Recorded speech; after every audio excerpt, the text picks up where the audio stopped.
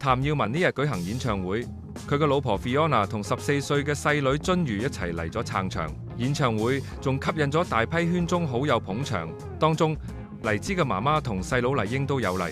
黎姿嘅細佬黎英喺2007年發生車禍，差啲成為植物人之後，經過10幾年嘅治療同埋復健，康復進度唔錯。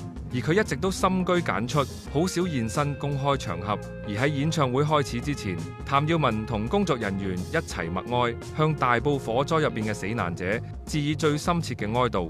其後，譚耀文以一曲《為你解悶》揭開序幕。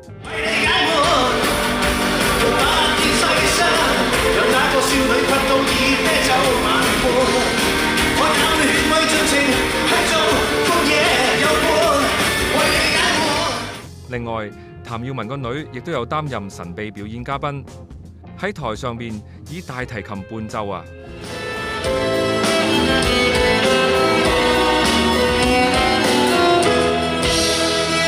為我面前，